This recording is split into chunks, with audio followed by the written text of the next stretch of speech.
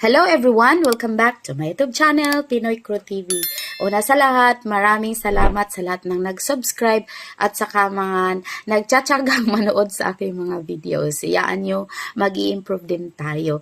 Try and try until we succeed. Ganon. So, ang pag-uusapan natin ngayon ay tungkol naman ito kay Alex Eala. So, ang ating Disney princess sa tennis court, sa world of tennis. So, ang tanong ay ganito. Bakit nagagawang talunin ni Alex Eala ang mga nasa top 10 pero hirap siyang talunin ang mga Czech players? Yun. Imagine or remember, isa pa lang ang panalo niya at 13 na ang kanyang talo sa kanila. So, ang rason ay ganito. Alright, so Alex Eala's ability to upset top players comes from her heavy, aggressive baseline play and comfort redirecting pace. But she struggles against Czech players because the reasons are their signature flat and low margin power hitting neutralizes her preferred counter-punching and baseline depth. Diba, nung nakita natin yung kay Noskuba at saka kay Muchuba, makikita natin na yung mga tira nila ay nahihirapan si Alex na maibalik sa kabilang court.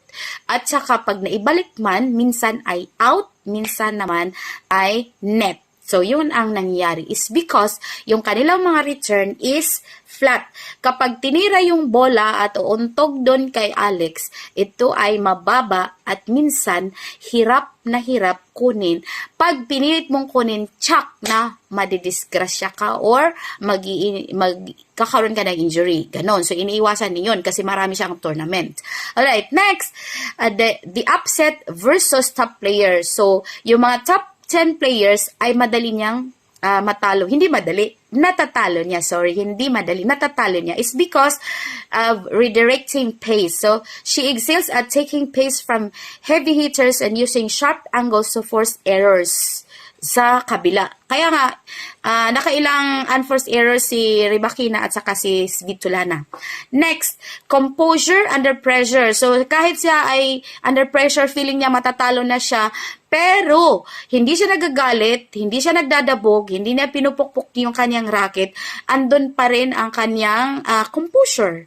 At the struggle between Czech players ay ganito. Ang mga Czech players, they are unforgiving. Hindi ka pagbibigyan.